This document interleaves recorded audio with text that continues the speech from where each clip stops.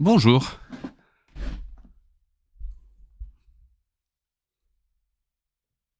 Le son est bon, pas d'écho?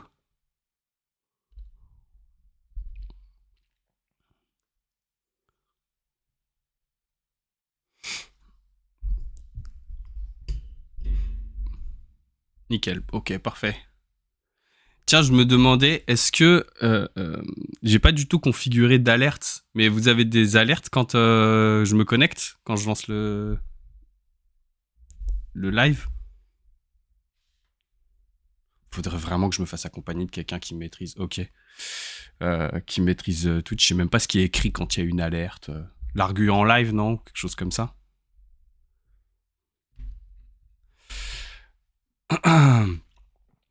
Alors, petit stream. Ok, super.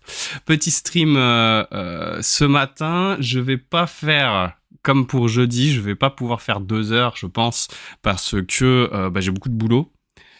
Et j'ai toujours pas fini les scripts de mes vidéos sur l'engagement des chercheurs. Et heureusement, in fine, parce que cet après-midi, je vais m'entretenir avec Augustin Frayer, qui a dirigé un rapport sur l'engagement des chercheurs de l'université de Lausanne en 2022 et qui est vraiment considéré comme aujourd'hui Augustin Frayer, qui est à l'université de Lausanne et qui aujourd'hui vraiment ce rapport il est considéré comme une base incontournable, une base bibliographique absolument incontournable pour qui travaille sur la question de l'engagement des chercheurs. Et donc du coup, il est très sollicité, mais gentiment, il accepte d'avoir un entretien avec moi cet après-midi pour pouvoir m'expliquer un petit peu toute la démarche et tous les questionnements que se posent des communautés de scientifiques vis-à-vis de l'engagement des chercheurs et des chercheuses. Et donc du coup, tant mieux que j'ai pas fini les scripts parce que peut-être que je vais pouvoir apporter encore quelques éléments supplémentaires. Là, le but, ça va vraiment d'avoir quelques vidéos qui vont être vraiment qui vont apporter toute la base théorique et toute la base des réflexions qu'on a actuellement dans la communauté scientifique sur la question de l'engagement et du militantisme. On verra qu'il y a une petite distinction entre engagement et militantisme. Ça m'intéresse en premier lieu en tant que doctorant. Ah bah oui, ça m'étonne pas. C'est vrai que en plus on le verra, alors peut-être que je le mettrai dans la vidéo, j'ai tellement de sources, il y a tellement de trucs quand on se tape des rapports de 100 pages où quasiment toutes les 3 pages il y a un truc pertinent. C'est très compliqué de structurer en tant que vulgarisateur et en tant que journaliste, de structurer ce qui est important. C'est pour ça que ça prend autant de temps et c'est pour ça que ça, c'est vraiment. Mais on voit qu'il y a un petit écart générationnel. Cet écart générationnel sur l'engagement des chercheurs et des chercheuses, il est assez, il est significatif, sans être, c'est pas 80% des jeunes veulent s'engager et 10% des vieux veulent pas, hein, c'est pas ça. Mais on est quand même, sur quelque chose comme 20 points d'écart, ce qui est quand même statistiquement assez significatif. Et ce, malgré le fait que, on le sait historiquement, et pour des questions de crédibilité, de légitimité, et puis de risque pour sa carrière, c'est plutôt des scientifiques qui sont bien installés, âgés, parfois même émérites, qui se lancent plutôt dans l'engagement vis-à-vis de la société. Parce que tout simplement, on sait qu'ils prennent moins de risques. On va pas remettre en question un grand ponte de 60 balais qui a toute sa carrière derrière lui, etc. En plus, ils se sentent généralement un peu plus libres dans leurs paroles que les doctorants ou les post-docs ou les jeunes chercheurs qui, encore une fois, hein, pratiquent de la science, situation sociale, situation socio-professionnelle, conditions matérielles. On prend plus de risques quand on est plus jeune. On prend des risques que ce soit un frein à la carrière si on a dit un mot de trop, quoi. Si on s'est mal engagé. Donc du coup, c'est des questions sociales. On oublie un peu trop souvent que le monde scientifique, c'est un monde social avec des enjeux, avec des luttes de pouvoir, avec des risques pour la carrière. Et voilà. Donc je vais faire un gros truc. J'ai eu la chance... On me l'a fait comprendre. Ah oui, on t'a fait comprendre que si tu voulais t'engager, faut peut-être mieux le faire plus tard, quoi. C'est peut-être pas le bon moment stratégiquement.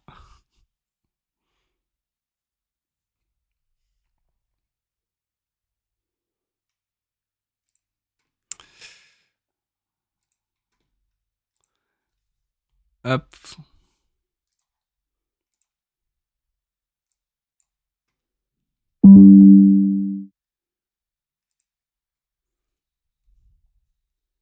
Il faut pas parler de certains sujets. Ah oui. Parce que toi, t'es doctorant en quoi? ASMR qui?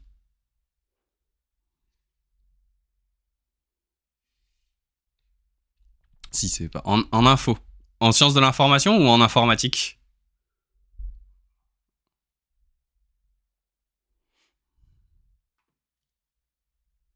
Si c'est pas informatique, ok. C'est pas indiscret, hein, évidemment. Ah oui. Et il y a des gros enjeux, quoi. Bon. Bah, peut-être qu'on aura l'occasion. Peut-être que tu retrouveras des réflexions et des raisonnements dans les vidéos que je vais sortir sur l'engagement. Ok, ça marche. Je sais pas si c'est lié à l'IA, du coup, ou si c'est les questions un peu dilemme, c'est les sujets sur lesquels tu travailles, ou si c'est aussi sur d'autres sujets en informatique. Parce que je sais que l'IA, actuellement, c'est un gros sujet. Il y a pas mal de vulgarisateurs qui s'en sont saisis. Et je sais que ça pose des problèmes de dilemme dans certaines parties de la communauté scientifique. Donc, à voir. Mais bon, nous, on parlera de l'engagement de manière générale, l'engagement des chercheurs. On fera un petit point historique, vous allez voir. C'est assez sympa. Vous allez reconnecter avec pas mal de choses qu'on a dit sur les épisodes sur le glyphosate, avec notamment la FIS. Et d'ailleurs, puisqu'on parle de la FIS, on va avoir un petit... là, on va parler un petit peu ce matin d'une sortie de Monsieur Bréon, qui est le directeur de la FIS, à nouveau sur les pesticides. On sent que c'est un sujet qui est important pour eux. Et voilà, peut-être que vous l'avez vu passer sur Twitter, mais en tout cas, ça me paraît être un truc assez important à montrer. On va pas appeler ça les dérives, mais on va appeler ça vraiment le caractère parfois un peu obsessionnel des membres de la FIS sur des sujets qui sont plutôt éloignés de leur domaine de compétences, et qui du coup font dire que c'est plutôt une question, c'est vraiment une question d'engagement de société, quoi. C'est vraiment du militantisme, du vrai militantisme politique, de devoir se lancer dans un certain nombre de choses. Alors, de quoi on va parler ce matin, à part de ça? Hop, je change de scène. Alors attends, pas cette scène-là. Ça n'a rien à voir, ça c'est mes mails pro.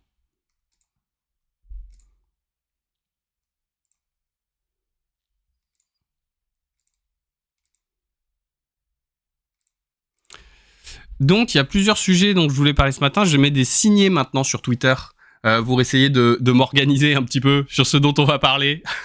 Parce que je suis parti un peu en mode freestyle sur Twitch. Moi, je dis ouais, allez, ok, pas de souci, on va faire des streams, mais je sais pas trop de quoi on va parler. Mais en fait, ça va pour l'instant. Chaque semaine, il y a 3-4 sujets qui tombent, et donc je mets des petits signets pour pouvoir vous en parler. Puisqu'on parlait justement du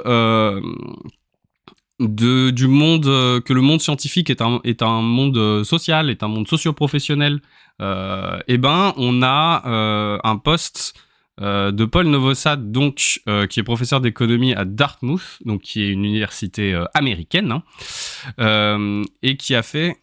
Qu'est-ce que c'est que ça? Voilà. Et qui a fait un petit thread qui est vraiment très intéressant concernant un papier qui va sortir, ou qui vient de sortir, et qui est sur un peu la sociologie. Ça marche, je mettrai la rediff, merci. Monsieur ASMRki. ASMRki. C'est sur la situation familiale des personnes qui ont eu un prix Nobel.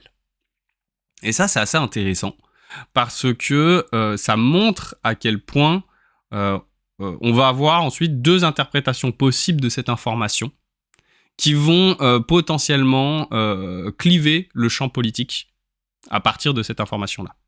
On va voir ensemble. Donc, un des points de ce thread, c'est de dire que, voilà, si vous regardez la distribution des revenus des papas, des pères, on sait que utiliser le revenu des pères, c'est plutôt un bon indicateur de la situation sociale et de la situation économique d'une personne. Et donc, du coup, si on voit un petit peu la quantité de gens qui ont gagné le prix Nobel, on voit que l'immense majorité sont issus de familles qui sont dans les 10% les plus riches en termes de revenus du père. On a même dans l'immense majorité, c'est qu'on est à 49%, c'est les 5% de la population les plus riches. Donc on a vraiment un gigantesque biais. Et d'ailleurs, c'était quelque chose qui avait été souligné, et il le met dans le deuxième tweet de son thread. C'est Stephen Jay Gould, qui était donc un vulgarisateur en paléontologie, qui a été vraiment fondateur. Stephen Jay Gould, ça a été fondateur d'une vulgarisation en paléontologie et d'une vulgarisation engagée. Sans Stephen Jay Gould, par exemple, il y a peu de chances qu'on aurait eu Jurassic Park. Voilà. Donc c'est un vulgarisateur de la deuxième moitié du XXe siècle qui va particulièrement vulgariser les mondes, la paléontologie, et donc du coup tout un tas d'espèces qui ont vécu très très très très très loin dans le passé, hein. On parle de millions, de dizaines de millions et de centaines de millions d'années, et qui en plus n'hésitaient pas particulièrement à donner son regard sur la science en elle-même, sur ce qu'elle se fait, sur la manière dont elle se fait, et sur les relations qu'elle peut entretenir avec le monde politique. Et dans certaines de ses réflexions, il a dit, donc là je vais vous traduire, hein, je suis d'une certaine manière moins intéressé par le poids et les circonvolutions du cerveau d'Einstein que par le fait que certainement des personnes du même talent que lui ont vécu et sont morts dans des champs de coton. L'idée, c'est de dire qu'on s'est obsédé par le fait que Einstein était immensément intelligent et donc il fallait absolument qu'on dissèque son cerveau, mais que de toute évidence, il faudrait plutôt se poser la question de savoir s'il était si exceptionnel que ça, et si finalement c'est pas les conditions d'existence, les conditions de sa vie, que ce soit sa vie sociale, sa vie environnementale, sa vie familiale, qui ont fait et qui en ont fait quelqu'un entre guillemets de génial. Et que du coup, ces gens géniaux, ça se trouve, il y en a énormément. Il n'y a pas juste un Einstein. Ça se trouve, il y a des milliers, ça se trouve, il y a des millions d'Einstein. Et qui n'ont, eux, jamais eu les conditions qui leur ont permis de devenir Einstein. Ça, c'était une vraie question. Et donc, pourquoi est-ce que c'est son deuxième tweet ? C'est parce que ensuite, il va y avoir... Alors, on va juste regarder les images. Hein. Mais pour chacun des lauréats, on voit ici... Donc là, c'est le revenu du père. Donc, 5% les plus riches. C'est 49% des lauréats. 10% des plus riches. Donc, si on englobe les deux, là, on est à 17-18%. Donc, on commence à truc. Et si on va au-delà des 80% les plus riches, on voit que c'est la quasi-totalité des lauréats, quoi. Et si on voit le niveau d'éducation du père, à nouveau, à plus de 60%, on est dans les 5% qui ont les meilleurs niveaux d'éducation. Et c'est pas rien, parce que je vous rappelle que les personnes qui ont des prix Nobel sont des personnes qui sont généralement âgées dans la population. Ce sont des scientifiques qui vont avoir un certain âge. Je crois que la moyenne, si je dis pas de bêtises, c'est au-dessus de 50 ans. Hein. Moyenne âge prix Nobel, j'ai vu ça il y a pas très longtemps. Un peu plus de 67 ans. Ah non, ça c'est pour ceux de 2023.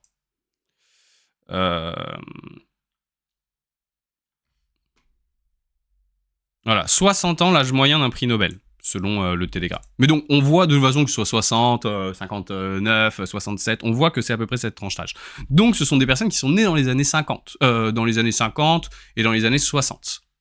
Donc, si vous êtes né dans les années 50 et dans les années 60, à peu près dans cette période-là, et si on estime que votre papa, il devait avoir entre 20 et 30 ans au moment où il vous a eu, eh ben, ça veut dire que ce papa, en l'occurrence, eh ben, il est né dans les années 20 ou les années 30. Plus probablement dans les années 30, voilà. Or, avoir un très haut niveau d'éducation dans les années 30, ce n'est absolument pas donné à tout le monde. Absolument pas. C'est quelque chose qui vraiment, c'est une infime partie de la population qui pouvait avoir accès à une éducation de grande qualité. Donc, du coup, ça pose vraiment la question des dynasties de scientifiques, c'est-à-dire de gens qui sont, enfin des prix Nobel en tout cas, sont récompensés. Et ils viennent quasiment tous de familles qui, historiquement, depuis le début du XXe siècle, étaient parmi les plus riches et parmi les mieux éduqués. Donc on a vraiment un système de reproduction sociale des prix Nobel. Et alors, si c'était quelque chose d'un peu lissé, on pourrait se dire, bon voilà, mais là c'est tellement visible. C'est tellement visible, plus de 60% des prix Nobel, leur père était particulièrement diplômé. Alors même que leur père était né dans les années 30. Il faut vraiment se rendre compte du truc. Alors évidemment, ensuite, il va citer tout un tas de contre-exemples pour bien montrer que les contre-exemples ont été pris en compte. Hein, dans leur, c'est pas un biais. Dans leur étude, ils ont bien pris en compte qu'il y avait des contre-exemples. Des gens qui sont nés au milieu, qui sont nés par exemple parmi des fermiers, ou, etc.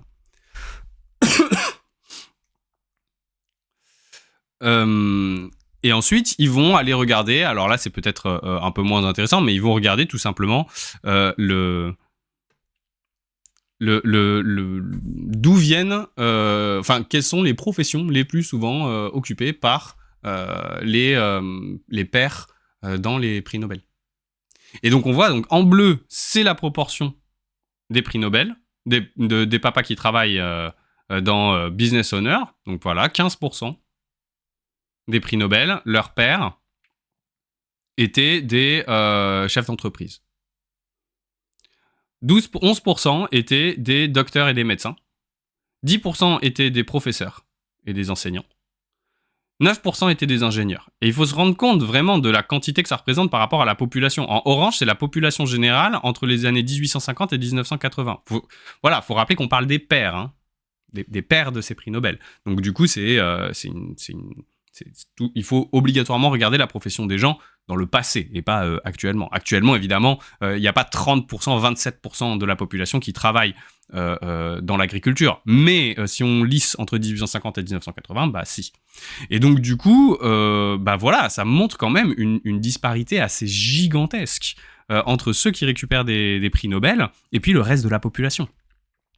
Autrement dit, il est quand même extrêmement peu probable que la raison pour que l'immense majorité des gens qui récupèrent des prix Nobel aient eu ce prix Nobel uniquement du fait de leur talent. Alors ce serait vraiment, vraiment, vraiment, vraiment une coïncidence absolument incroyable. Ensuite, ils font une petite analyse de, ok, il faudrait combien de temps pour arriver progressivement, si on laisse le système se faire de lui-même, c'est-à-dire si on laisse le système se reproduire, combien de temps il faudrait pour arriver au même niveau que la population générale. C'est-à-dire que les personnes qui gagnent un prix Nobel soient représentatifs de la population générale. Eh ben, il faudrait à peu près 700 ans.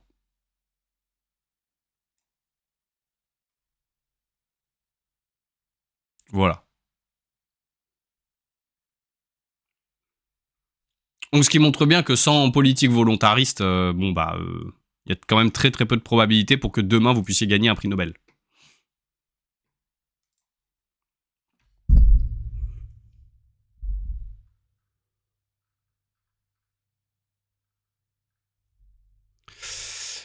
Et d'ailleurs, on voit que ils font le lien dans leur thread, ils font le lien avec le fait que il y a peu de probabilités pour que ce soit le talent qui permette d'expliquer ces écarts. Extrêmement peu de probabilités. Selon toute vraisemblance, c'est plutôt le fait que les riches personnes et les personnes qui sont riches et les personnes qui sont issues de bonnes familles vont plus facilement faire rentrer leurs enfants vont leur donner une meilleure éducation, donc vont arriver dans les meilleures universités, donc vont arriver dans les meilleurs laboratoires et donc vont ensuite produire les connaissances qui vont être valorisées par le prix Nobel. C'est comme ça que ça fonctionne. Mais ça n'empêche pas du tout certaines personnes de considérer, et c'est là qu'on va avoir le point de divergence principal entre les interprétations à donner à ces données. Ce qui montre d'ailleurs qu'il y a toujours... Salut Delph. On parle des prix Nobel et du fait que les prix Nobel apparemment s'héritent. C'est passé dans un papier d'économistes de Dartmouth aux États-Unis que voilà, la moitié des prix Nobel, leur père fait partie des 5% des plus riches du pays. Et c'est 62% des prix Nobel sont issus des 5% de papas les mieux éduqués. En gros, quand vous avez une très bonne éducation et que vous êtes très riche, enfin plutôt quand vous avez un prix Nobel, il y a une chance sur deux que vous sortiez d'une famille qui est très riche avec un très haut niveau d'éducation. Mais genre très haut, hein, on est dans les 5% les meilleurs.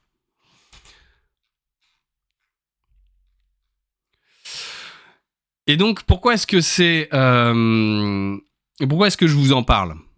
C'est parce qu'il va y avoir deux interprétations possibles, généralement, à ce type de connaissances produites. La première, c'est celle que, généralement, à gauche, on fait, et donc, nous, on va faire, et qui est généralement, aujourd'hui, du fait de la documentation scientifique, qui est l'interprétation la plus soutenue, qui est celle de dire, en fait, c'est parce que les personnes sont plus riches et ont un meilleur niveau d'éducation qu'elles vont amener leurs enfants, qu'elles vont favoriser leurs enfants. Leurs enfants vont avoir une grosse faveur, un biais de faveur dans la société. Ils vont être avantagés. Et donc, du coup, ils vont pouvoir truster les meilleurs postes. Ils vont pouvoir avoir des grands niveaux d'éducation. Et ensuite, ils vont avoir des grands moyens pour pouvoir poursuivre leurs études, particulièrement aux États-Unis, où c'est important. Et ensuite, vont gagner les meilleurs prix et ainsi reproduire la chaîne. Ça, c'est l'interprétation, on va dire, de gauche de ces informations. Mais il y a une interprétation de droite. Hop, par exemple, elle est là, cette interprétation de droite. This link is obviously confronted with intelligence, and he thought of that. Ça veut dire, en gros, le lien, c'est pas un lien de reproduction par la richesse, c'est pas un lien de reproduction par l'éducation, c'est un lien de reproduction par l'intelligence. Si les gens sont mieux éduqués et plus riches, c'est parce qu'ils sont intelligents. Et si les gens ont des prix Nobel, c'est parce qu'ils sont intelligents. Donc, il n'y a pas de lien entre les deux, le fait d'être plus riche et mieux éduqué et le fait d'avoir des prix Nobel. Il y a une variable commune. Cette variable commune, c'est l'intelligence. En gros, le monde est normal, quoi. Le monde est juste, on distribue effectivement bien la population en fonction de ses capacités, notamment intellectuelles. Il se trouve que, du coup, les gens les plus intelligents sont ceux qui gagnent les prix Nobel, et ceux qui sont les plus riches, et ceux qui ont un meilleur niveau d'éducation. C'est pas le fait que vous ayez un meilleur niveau d'éducation et un meilleur niveau de richesse qui va faire que vous gagnez des prix Nobel, c'est le fait que vous êtes intelligent. Et d'ailleurs, on le voit bien parce que, hop, voilà, là, il y a quelqu'un d'extrêmement intelligent, hein, qui va dire exactement la même chose. Alors, au lieu d'utiliser intelligence, il va utiliser le mot QI, qui est quelque chose d'assez fantasmé, hein, d'ailleurs, dans toute une part de la communauté, on va dire, sciences de droite, quoi. C'est de considérer que cet indicateur du QI, c'est un bon indicateur pour expliquer la réussite des gens dans la société. Si vous êtes extrêmement intelligent, vous allez vous en sortir. Si vous allez vous en sortir, vous allez, je sais pas, lancer une entreprise, ou vous allez rentrer dans un laboratoire prestigieux, etc. C'est grâce à votre intelligence. Et si jamais vos enfants réussissent, c'est pas parce que vous les avez avantagés socialement et financièrement, ou structurellement, ou culturellement. Non, c'est parce qu'ils héritent de votre intelligence. Et on va pas les sanctionner parce qu'ils sont intelligents. D'ailleurs, les gens qui sont intelligents tirent la société vers le haut, etc., etc. Et donc, du coup, on peut avoir l'idée très de droite, et c'est pour ça qu'il va y avoir des crispations de plus en plus importantes au fur et à mesure que la connaissance avance, parce que plus on fait avancer la connaissance, aujourd'hui quand même, c'est quelque chose de relativement acquis dans la communauté scientifique, qu'il y a des contextes socio-professionnels qui influencent votre réussite, et que le talent relève très clairement du mythe et de la fiction. D'ailleurs, il y a un livre qui est sorti, une neuroscientifique qui a écrit l'année dernière, faudrait peut-être qu'on le lise, peut-être qu'on fera un épisode dessus. Le talent n'existe pas. Et que nous avons là affaire surtout à des mécanismes de reproduction sociale, les différences d'intelligence entre les gens n'expliquant pas des différences aussi gigantesques de placement dans la société et de revenus. Et puis vous allez avoir une interprétation qui va être de plus en plus conservatrice et réactionnaire, en disant non, le système d'allocation et de répartition de la ressource est le bon, c'est juste qu'il y a une forme de jalousie parce qu'il récompense avant tout les gens qui génétiquement vont être favorisés. Donc voilà, plus la science avance et plus on peut arriver à des structures de crispation, des interprétations assez crispantes. On voit sous les réactions qu'il y a beaucoup de gens qui vont avoir cette interprétation génétique presque de l'intelligence, de la reproduction. Ils vont tellement pas croire à la reproduction sociale qu'ils préfèrent considérer que c'est une reproduction biologique. Donc voilà, ça c'était un premier point que je voulais aborder. C'est des choses qui sont intéressantes. Tiens, d'ailleurs, moi je vais le suivre. Hop. Alors, normalement, vous avez dû voir passer aussi ça. Ça a été particulièrement retweeté. On a un petit problème en France, on va pas se le cacher, avec ce futur ministre de l'enseignement supérieur et de la recherche. Enfin, futur, il l'est, hein.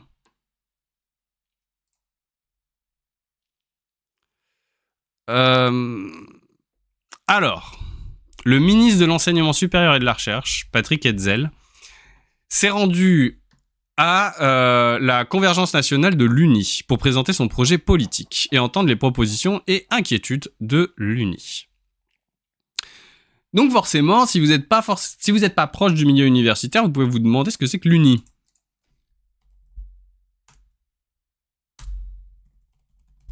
Hop.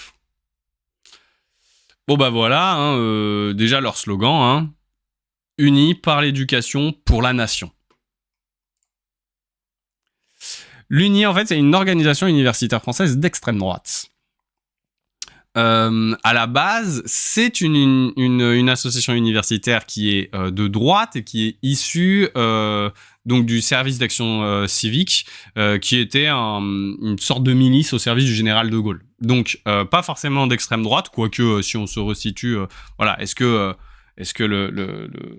la politique du général de Gaulle était un petit peu d'extrême droite? Bon, en tout cas, à la base, historiquement, c'est pas une formation d'extrême droite. Elle va devenir d'extrême droite progressivement, au fur et à mesure des années 80 et 90, avec de plus en plus de liens avec notamment des groupes comme le GUD, le groupe Union Défense, qui a un peu crevé l'actualité ces dernières années et qui a été interdit par le ministre de l'Intérieur il y a quelque temps. Voilà, on va avoir de plus en plus de rapprochements.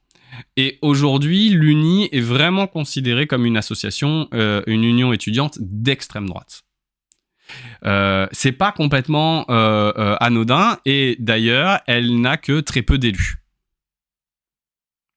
D'accord ? Pas d'élus au CNUS et un élu au Conseil national de l'enseignement supérieur et de la recherche.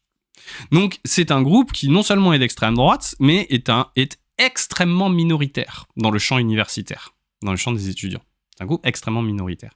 Et donc, on peut se demander, mais qu'est-ce que le ministre de l'enseignement supérieur est venu faire dans un rassemblement dans l'union d'extrême droite des étudiants, de syndicats d'extrême droite des étudiants, qui est ultra minoritaire?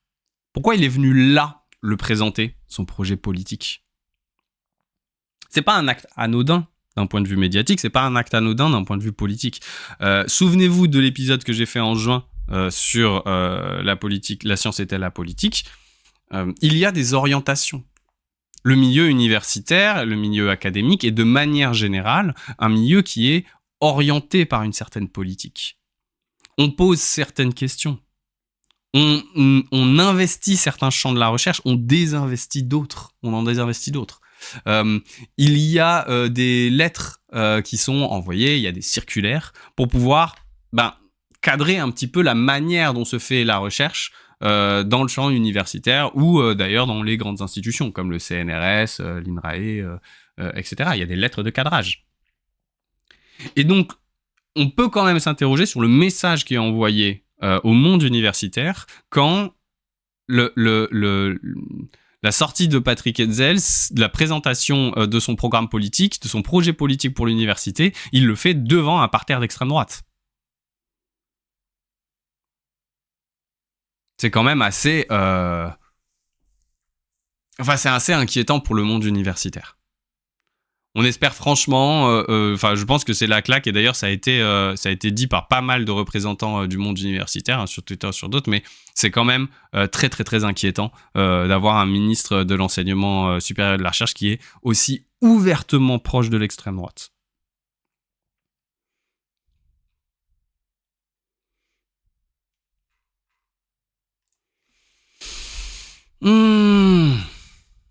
Enfin. Mais remarquez, ça fait écho avec les différentes sorties. Il est là depuis pas très longtemps. Il a déjà fait une circulaire pour empêcher un certain nombre de manifestations en expliquant que les manifestations, c'est quelque chose de contraire au rôle de l'université. On l'avait vu la semaine dernière. On a déjà l'extrême droite qui a poussé en faisant une résolution pour relancer l'enquête sur l'islamo-gauchisme dans les universités. On a vraiment et là on a cette intervention dans une conférence d'un syndicat étudiant d'extrême droite. On a vraiment, c'est en train de pousser et ça fait même pas un mois. Ça fait un mois ou 6 semaines quoi. Donc ça annonce quand même des moments particulièrement difficiles pour le monde universitaire et le monde étudiant.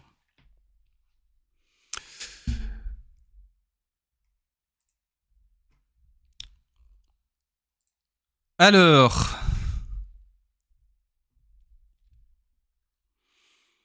on va parler de ça. Moi, je sais pas pourquoi le système avec les signés, ça se met comme ça. Bref. Enfin, voilà. Moi, je voulais parler un petit peu de ce sujet-là. Thomas Pesquet, a.k.a. Dieu, en français, a fait ce tweet, encore un exploit technique pour les équipes de SpaceX. Alors, c'est pas le seul. Moi, j'ai pris celui-là parce que c'est Thomas Pesquet, je crois que c'est un de ceux qui a été le plus vu, 11 000 likes, 700 000 vues en France. Et peut-être que vous l'avez vu, c'est malheureusement pas que pour le monde universitaire. Oui, effectivement. Oui, ok, c'est inquiétant, pas que pour le monde universitaire. Je suis d'accord. Mais généralement, on a toujours la sensation que le monde universitaire, il est un petit peu à l'écart des politiques publiques. Qu'il y a peut-être moins d'impact, que c'est un monde qui est un peu plus autonome que le reste de la société.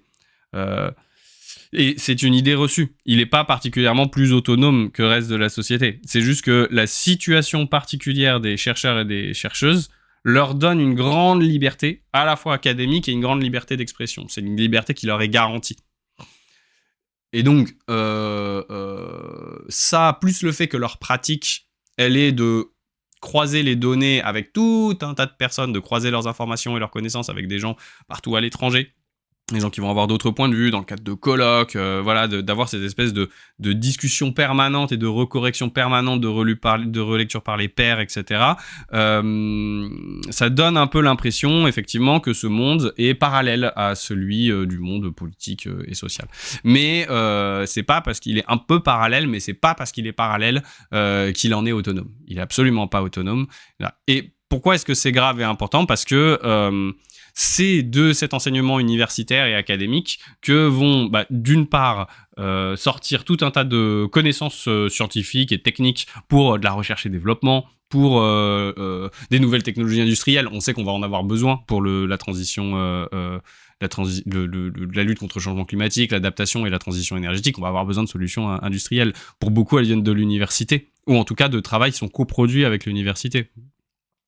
Mais aussi parce que c'est un milieu de fourmillement des idées, l'université. C'est aussi là, on va avoir tout un tas de choses qui vont ensuite pouvoir être remobilisées comme argument dans la société pour faire avancer telle ou telle cause, pour faire évoluer la société. La société coévolue avec la production des idées qu'il y a dans le monde académique. Donc limiter la quantité des idées dans le monde académique, c'est quelque chose qui est extrêmement néfaste à court, moyen et long terme pour toute la société. Et puis en l'occurrence, c'est risqué, on est quand même pas très loin de la bascule fasciste. Voilà. Je sais pas, je dis ça comme ça. Alors, en parlant d'un autre fasciste, donc, on va parler un petit peu, pas du tout de Thomas Pesquet, je pense pas du tout que ce soit quelqu'un de proche des idéologies fascistes, mais de SpaceX et de son cher patron Elon Musk. On va pas trop rentrer dans le détail politique de la position d'Elon Musk par rapport à tout un tas de sujets. On va parler ici spécifiquement de cette nouvelle qui a, bon, effectivement, je sais pas si on peut parler d'une avancée technologique, mais en tout cas, c'est un exploit technique que d'avoir pu récupérer un lanceur de fusée. Récupérer un lanceur de fusée, c'est un truc, moi j'ai été journaliste astro. Donc j'ai fait une licence de sciences de la Terre et de l'univers, j'ai quelques connaissances en astronomie, et j'ai été journaliste pour ciel et espace, et donc du coup, dans ce cadre-là, j'ai eu la chance de pouvoir faire pas mal de sujets sur l'espace, sur l'exploration spatiale, et notamment sur les vols spatiaux habités. Et donc, du coup, je m'y connais un tout petit peu, même si ça commence à dater. Ce que je sais, c'est que, effectivement, les lanceurs, donc il y a une particularité, quand on lance une fusée, en fait, on a un peu cette perception Tintin dans le monde social, dans le reste de la société. C'est-à-dire que toute la fusée part, elle va se poser à un endroit et toute la fusée redécolle, et puis elle va se reposer à un autre endroit. Il y a un peu cette perception, voilà, c'est ce que j'appelle le biais de Tintin. Mais en réalité, c'est pas du tout comme ça que ça fonctionne, le lancement d'une fusée. Quand on envoie une fusée, en fait, on va utiliser un lanceur qui va être perdu dans le processus. Le seul but de ce lanceur, c'est de faire décoller la charge qui vous intéresse, c'est-à-dire ce que vous allez vouloir envoyer dans l'espace. C'est de la faire décoller du sol pour arriver à une distance, à une hauteur critique. À partir de cette hauteur critique, le lanceur se décroche et le reste de la fusée part pour atteindre l'espace. Et une fois qu'elle a atteint l'espace, à nouveau, on a un deuxième décrochement et on va avoir tout un tas d'étages qui vont se décrocher les uns après les autres. Et à la fin, la plupart du temps, ce qui reste de votre lancement, c'est vraiment une partie toute petite de la fusée de départ. Voilà. Le lanceur, c'est une des plus grosses machines qu'il y a dans la fusée de départ. C'est vraiment ça qui va permettre d'arracher. C'est extrêmement lourd, hein, une fusée, c'est des dizaines de tonnes. C'est quelque chose qui va permettre d'arracher le mécanisme du sol, de lutter contre la gravité. C'est là que c'est le plus difficile. Et ensuite, ce lanceur, il retombe. Donc, du coup, tous les lancements, ils étaient faits de telle sorte de pouvoir contrôler la chute du lanceur. Et notamment, de le faire chuter, soit dans un désert, comme c'est le cas, par exemple, au centre de l'URSS, donc au Kazakhstan, qui était la base de lancement, et qui est toujours la base de lancement, hein, Baïkonour, des missions soviétiques et donc maintenant des missions russes et de la plupart des missions internationales. On a le lancement à Cap Canaveral en Floride et on a les lancements européens qui sont en Guyane. Les lancements Ariane, par exemple. Et à chaque fois, les lanceurs finissaient soit dans la mer pour Cap Canaveral et pour la Guyane dans l'océan Atlantique, soit dans un désert.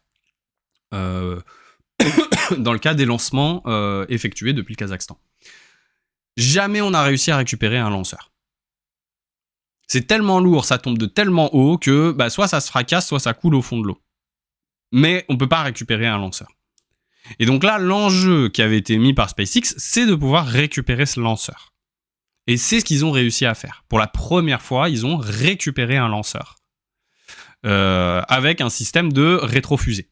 C'est-à-dire qu'une fois que le lanceur a balancé sa fusée, eh ben, il chute et on va utiliser les rétrofusées pour le faire revenir à son point de départ ou à un autre point, hein, et dans un endroit qui va permettre de l'attraper. Et c'est exactement ce qu'on voit sur cette vidéo. C'est le lanceur qui est récupéré. C'est un énorme exploit technologique, qu'on soit bien clair. Mais alors, quand on connaît un petit peu l'histoire de l'exploration spatiale, autant vous le dire, on doute de la pertinence et de l'utilité d'une telle débauche de moyens.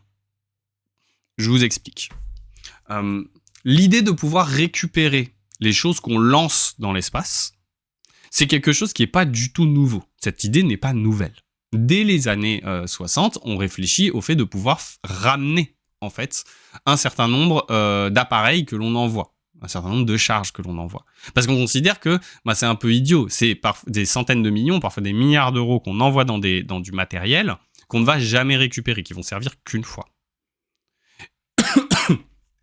Et donc du coup, il y a cette idée qui se développe de pouvoir récupérer. Je vous rappelle que l'immense majorité des vaisseaux spatiaux, à l'exception de la navette spatiale américaine, on va en parler, ce sont des vaisseaux qui sont entièrement détruits. Il ne reste que la capsule à la fin, qui permet de faire revenir les spationautes, les cosmonautes, les astronautes sur Terre. J'utilise les trois termes, mais il faudrait peut-être qu'on trouve un terme international. En fait, les astronautes, c'était les Américains, les spationautes, c'était les Européens, les cosmonautes, c'était les Soviétiques, et on a les taïkonautes, qui sont les Chinois. Mais c'est tous la même chose, hein. Dans tous les cas, c'est des explorateurs spatiaux.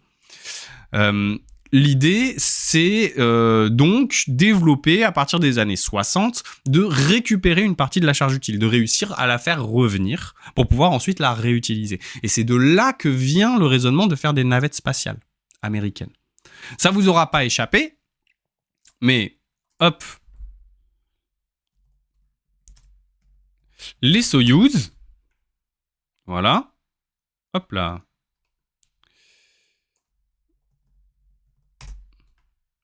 Voilà. Les fusées Soyouz, donc c'est ça. Vous voyez, donc ça, ce que vous avez en bas, c'est le lanceur. Et ce que vous avez en haut, ça va être la charge utile. On va enlever des morceaux les uns après les autres. Et à la fin, le véhicule, c'est ça. Hein. Le véhicule Soyouz qui permet... Les gens, ils sont là-dedans. Ça, c'est le véhicule dans lequel vont se balader les astronautes et les cosmonautes. Et bien, une fois qu'il revient sur Terre, ce véhicule, il est entièrement détruit. Il ne reste plus rien. Hop. Je ne sais pas si on a une... Ce serait bien qu'on ait une photo. Voilà. Ça, c'est ce qui reste à la fin. Autant vous dire que c'est pas du tout réutilisable. Donc le vaisseau Soyouz, c'est un vaisseau qui sert une fois. Et à chaque fois, il faut refabriquer un vaisseau. Entièrement. Et donc l'idée des navettes spatiales, c'était évidemment de de récupérer une partie de la charge utile. Et cette partie-là, c'est ça. Alors là, vous voyez la taille du lanceur par rapport à une navette spatiale. C'est ça hein, qui était perdu à chaque fois, à chaque lancée. Et que SpaceX essaie de récupérer. Bonjour tout le monde, c'est Landel. On parle de l'utilité du bond technologique qui a été fait par SpaceX de pouvoir récupérer son lanceur. Et je vais expliquer un petit peu pourquoi, à mon sens, même si on peut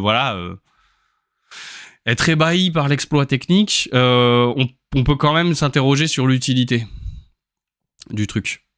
Donc le lanceur, comme une grosse partie de ce qui a été utilisé par exemple dans les fusées Soyouz, disparaît.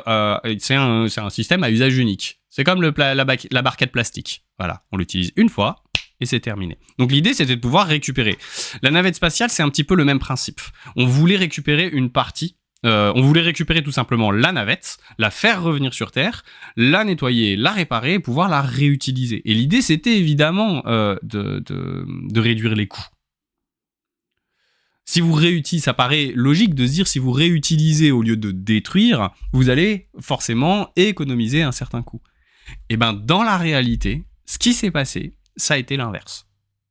Dans la réalité, malgré l'utilisation et malgré tout un tas de dispositifs qui avaient été mis en place pour préserver les navettes spatiales américaines et un modèle économique où pour lancer des satellites, la NASA était rémunérée dans le cadre des navettes spatiales, etc. Elle pouvait réparer des satellites. C'était vraiment... la navette spatiale, c'était un outil technologique absolument dingue. Mais alors, chaque lancement, même en réutilisant les navettes spatiales, ça coûtait, il me semble, $1 milliard. C'était extrêmement cher. Parce que tout simplement, il fallait la réparer, cette fusée. Il fallait réparer. C'est pas aussi évident que le truc tombe, on le récupère, on peut le réutiliser. La quantité d'énergie qui est déployée dans des systèmes à réaction comme cela endommage parfois de manière quasi irréversible, en fait, les appareils qui supportent. Le fait de pouvoir utiliser de pouvoir réutiliser le lanceur, là, ça va être la deuxième vraie question qui est posée à SpaceX. C'est que ce lanceur qu'ils ont récupéré maintenant, à grand coup de technologie et à grand coup d'énergie, c'est extrêmement énergivore. Il faut se rendre compte qu'à partir du moment où on a envoyé le lanceur dans l'espace, dans le ciel, tout ce qu'on a à faire au moment où il se coupe, c'est contrôler qu'il tombe dans la mer. Ça coûte pas extrêmement cher. C'est pas comme si on allait de toute façon en faire quelque chose. Donc on pense le lanceur aussi dans une perspective d'usage unique.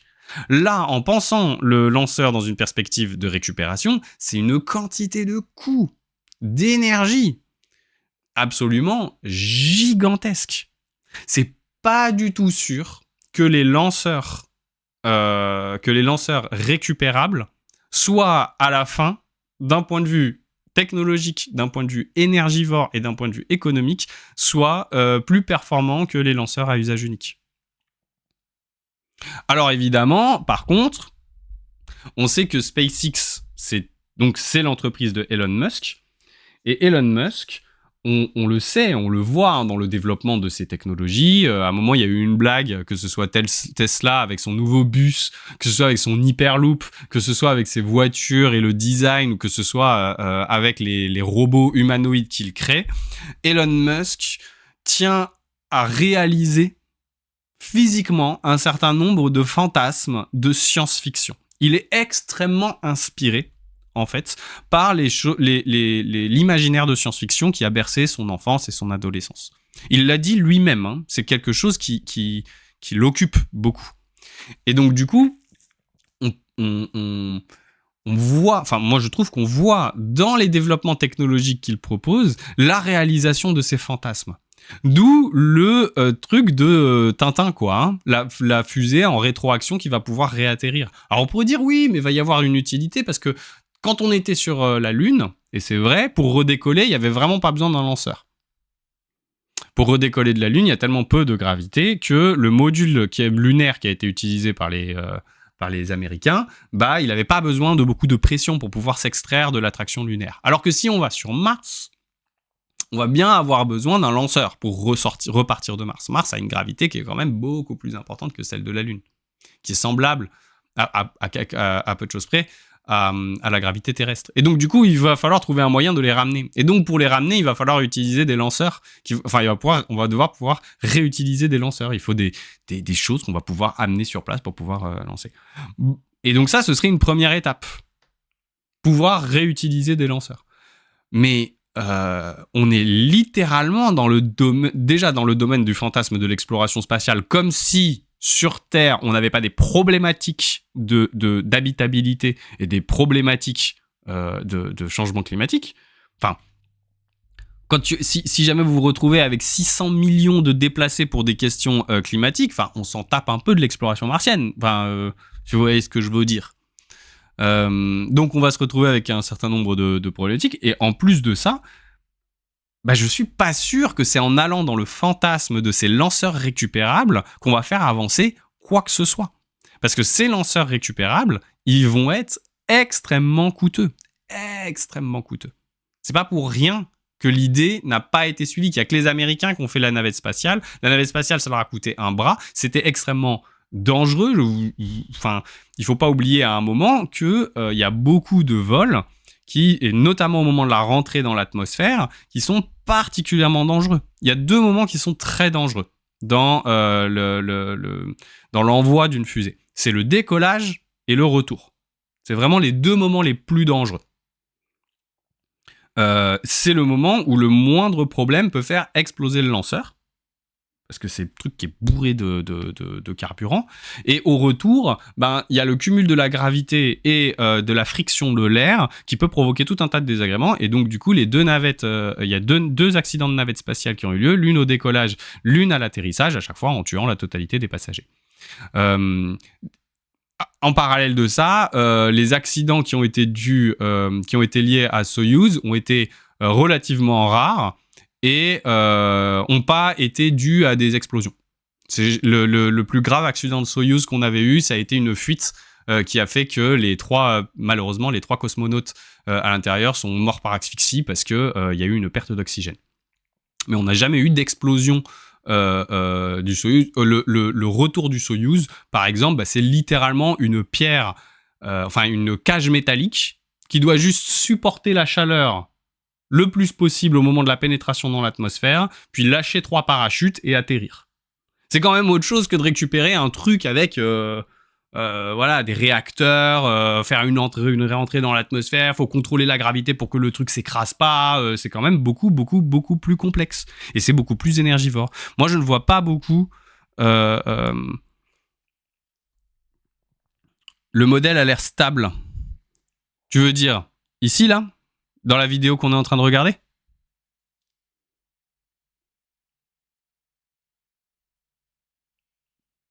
Fromzo ? Mais avec la Falcon 9. Mais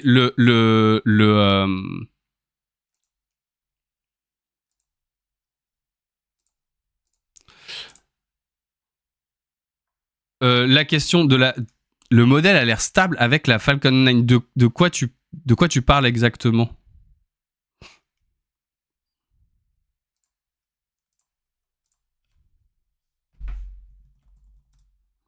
Hop. Non. C'était bien pourtant, je l'avais.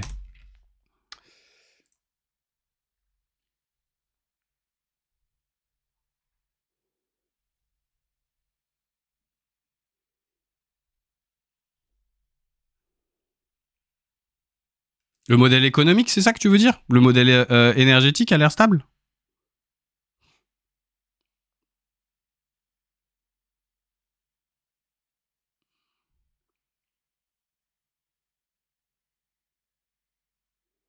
Ça a permis de faire baisser les coûts. Honnêtement, c'est ce qu'ils disent. Moi, je suis pas sûr que ça a fait tant baisser les coûts que ça. On pourra aller regarder. Mais en plus, l'idée ici, c'est de récupérer le lanceur lourd. Là, l'exploit, ça a été de récupérer le lanceur lourd. C'est pas la même chose de récupérer des parties de l'appareil qui vont être moins usées. Et encore, la navette spatiale, c'était la partie la moins usée, ça coûtait 1 milliard de la remettre en état, en fait, à chaque fois. Il y a des parties, effectivement, qui sont réutilisables, mais un lanceur lourd, je vous rappelle que c'est le truc qui part en fusion. On le voit très bien dans la vidéo. Et ensuite, on va avoir les rétrofusées qui vont également avoir tout un tas de trucs. Enfin, moi, je pense que dans le lanceur, honnêtement, je pense pas particulièrement que ce soit moins coûteux de le ramener. On verra, mais bon, sur le lanceur lourd, en tout cas, moi, je pense que ça va être quelque chose d'extrêmement coûteux. En plus, il faut pas oublier un truc, c'est que aujourd'hui, que à chaque accident, on perd la totalité de l'appareil.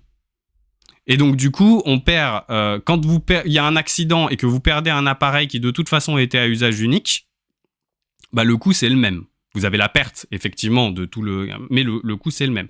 Quand il y a un accident qui vous fait perdre un appareil réutilisable, le coût est gigantesque.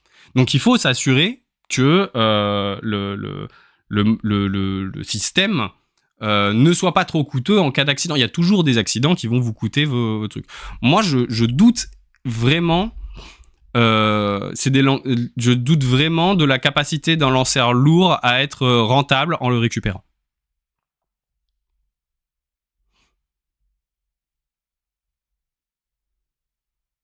Maintenant, c'est d'un point de vue économique, d'un point de vue économique, d'un point de vue technologique, pardon, c'est un exploit. Moi, je me demande à quoi ça va servir cet exploit. Je doute très très fortement de l'utilité de ça. Alors évidemment, si on voit à très très long terme, on peut toujours se dire que ces développements technologiques, ils vont permettre de développer à leur tour des nouvelles technologies, qui vont à leur tour permettre de développer des nouvelles ambitions. Et avec ces ambitions, c'est un peu comme à quoi ça a servi. On pouvait pas, au moment où les astronomes du début du siècle ont développé temps et énergie, observations conséquentes pour le ciel et à développer la théorie de la gravité, etc. Ils s'attendaient pas à ce qu'on ait une utilité un siècle plus tard en envoyant des satellites.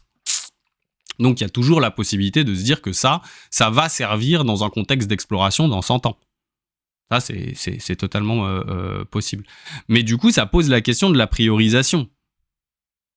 C'est ce que je disais un petit peu plus tôt. Est-ce que ça a vraiment une utilité de dépenser des sommes absolument faramineuses pour développer des lanceurs lourds qui vont pouvoir être réutilisables et réutilisés?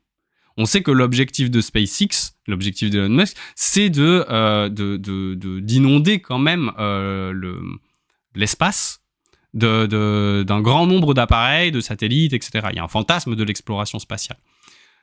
Ça va poser d'énormes problèmes de débris spatiaux. Donc, bon, la récupération des lanceurs lourds, voilà quoi.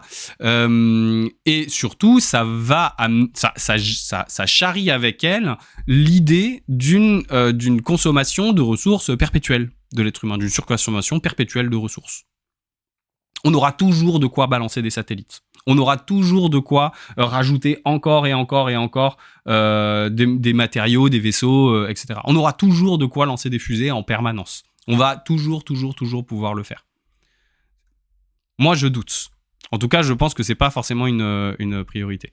Et vraiment, moi, je dis avec la Falcon 9, avec j'ai été très sceptique au moment de la récupération des lanceurs de la part de SpaceX, notamment du fait de l'expérience américaine de la navette spatiale. C'est contre-instinctif, mais le fait de récupérer ce que l'on envoie ne va pas forcément coûter moins cher d'un point de vue économique.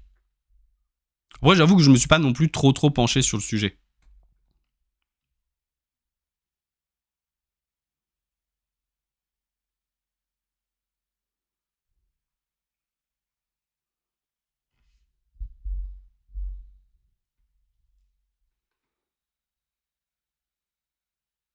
Faudrait regarder, je suis pas sûr que la rentabilité économique, qu'il y a un équilibre économique tenu de la Falcon 9. Faut pas oublier qu'il y a beaucoup d'entreprises de Elon Musk qui sont pas particulièrement rentables. Il y en a qui sont particulièrement rentables, mais toutes sont pas particulièrement rentables. L'objectif d'Elon Musk, c'est pas toujours d'être rentable dans ses opérations.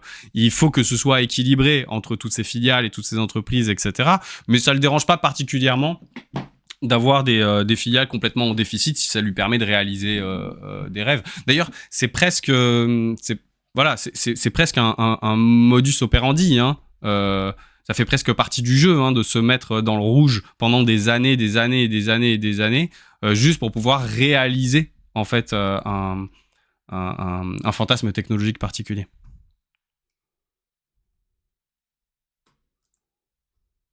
Je vais me renseigner sur le modèle économique de Falcon 9. Tromzo, merci pour la remarque. J'irai voir.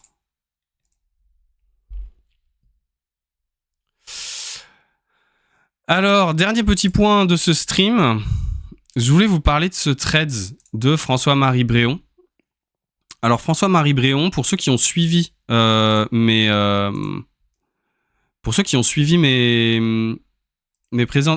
vidéos sur le glyphosate, vous devrez savoir qui c'est. Donc François-Marie Bréon, c'est le président de l'AFIS, l'Association française pour l'information scientifique.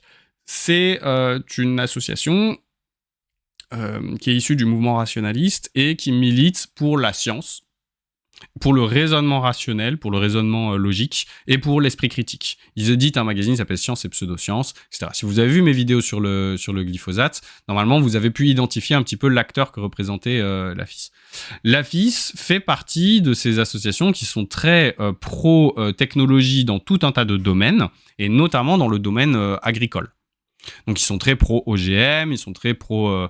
ils ne voient pas de problème particulier avec les pesticides, les engrais de synthèse, etc., etc., malgré l'accumulation de plus en plus importante de données allant dans le sens, moi pour avoir travaillé avec des chercheurs qui travaillent justement dans les domaines de l'agronomie, de l'environnement, etc., qui posent de plus en plus de problèmes. On se dirige de plus en plus vers une sortie de ces technosolutions agronomiques pour revenir à des moyens, enfin des manières de faire de l'agriculture beaucoup plus compatibles avec des enjeux environnementaux et des enjeux climatiques. Mais certains acteurs, comme par exemple l'AFIS, font de la résistance. Ils font de la résistance... Voilà. Et donc, du coup, ils sont particulièrement actifs dès lors que le sujet des pesticides va être mobilisé dans le champ médiatique et politique. Ils sont ultra réactifs là-dessus. Et notamment, donc, cette histoire racontée par François-Marie Bréon. Donc, il va raconter l'histoire sur Twitter. Hein, on va vraiment en disant « I'm proud of myself ». Donc, ceux qui ont une bonne mémoire se souviennent peut-être d'une shitstorm sur Twitter déclenchée par le tweet de l'agence Bio annonçant plusieurs centaines de millions d'intoxications graves chaque année aux pesticides. Le tweet de l'agence Bio reposait sur un article publié dans une revue scientifique avec une traduction erronée de acute en grave. L'affaire m'avait conduit à lire l'article dans le détail et j'avais trouvé des trucs plus que bizarres. J'avais contacté les auteurs et j'avais pas du tout été satisfait par leur réponse. Une analyse de l'étude PAN qui estime à 385 millions d'intoxications aux pesticides. Oui, parce que c'est ça qui était sorti de la première étude. C'était une étude qui était sortie en 2020, on va aller la voir. Du coup, j'ai contacté le journal en expliquant le problème. Le journal a consulté son comité d'éthique, j'ai fait part de mes échanges avec les auteurs. Rien pendant 18 mois. Tous les 3 mois, je demandais où en était la procédure. On m'affirmait qu'elle suivait son cours. On est face à quelqu'un de particulièrement déter. Franchement, j'y croyais plus, j'étais persuadé que le journal me faisait cette réponse pour avoir la paix. Eh bien, aujourd'hui, j'apprends que l'article a été rétracté suite à mon action. Je reconnais une grande satisfaction et de la fierté à avoir détecté une erreur manifeste dans un article scientifique dans un domaine qui n'est pas le mien. La pente savonneuse. Satisfaction aussi en repensant au tweetos qui avait défendu l'article en essayant de me dénigrer, le grand toxique en tête. Mais pas que. Vous pensez qu'on va parler dans un quotidien du soir du fait qu'un article dont les auteurs sont au Pesticide Action Network a été rétracté ? Non, évidemment, la question est rhétorique. Le lien pour le contexte n'est pas bon, je remets ici, etc. Alors, on va essayer de décortiquer un petit peu parce que c'est pas facile de suivre ce thread si jamais on ne connaît pas un petit peu la thématique. Donc, ici c'est une retraction note. The Global Distribute of Acute Unintentional Pesticide Poisoning, Estimation Based on a Systematic Review. Donc, ici, il y a une note de rétractation. Un article scientifique peut être rétracté dans tout un tas de circonstances après sa publication. C'est quelque chose qui est généralement assez mal vu dans la communauté scientifique, sauf quand la rétractation, elle vient des auteurs eux-mêmes. Et dans ce cas-là, on admet parfaitement que parfois il y a des erreurs qui sont faites. Et à partir du moment où on les a étudiées, on a vu les relevés qui ont été faits, les questions qui ont été posées, et qu'il y a une évaluation collégiale qui a été faite, ça arrive assez régulièrement que les auteurs rétractent eux-mêmes leur production. Mais le cas d'une rétraction forcée, c'est-à-dire que c'est l'éditeur qui va rejeter a posteriori, donc il va rétracter a posteriori la publication, c'est quelque chose d'assez... Ça tend un petit peu les relations. C'est quelque chose qui est très tendu. Parce que ça remet en lumière la question de l'arbitraire et du pouvoir. Dans une revue scientifique, ce sont les éditeurs qui ont le pouvoir de publier ou non. Et donc, du coup, se pose toujours la question, dans le cas d'une rétractation, de savoir pour quelle raison on va se faire rétracter une étude si on considère, en tant qu'auteur, que notre étude est légitime. Et là, on a typiquement « The editor has retracted this article because concerns were raised about the use of ever-prevalent pesticide poisoning to represent annual frequencies of extrapolation by reader. » En gros, ça veut dire qu'ils ont réévalué un petit peu la qualité des données produites et ils ont considéré, the editor, no longer has confidence in the results and conclusion presented. Ça, c'est un peu bizarroïde. Parce que normalement, c'est pas aux éditeurs de savoir s'il y a à avoir confiance dans les résultats et dans les conclusions que sont présentées dans un papier. Ça, c'est les relecteurs, c'est les auteurs eux-mêmes. Il va y avoir tout un processus de relecture. L'éditeur, il doit surtout se concentrer sur la qualité de la méthodologie.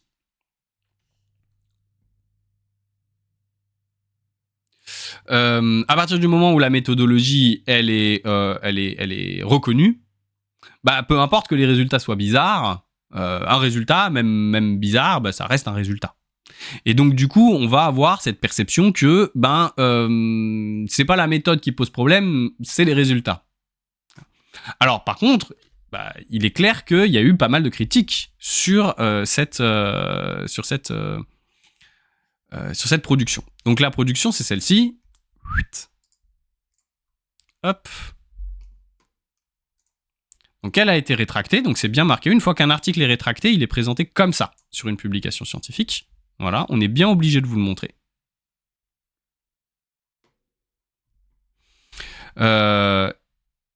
C'est un article qui est assez grand. C'est une revue systématique, en fait, de la quantité des petits problèmes d'intoxication ou des gros problèmes d'intoxication que vous pouvez avoir liés aux pesticides sur toute la planète. Et ils ont fait secteur par secteur. Donc, ils ont cumulé, ils ont fait des analyses, voilà, pour tout un tas de régions, en fait. Et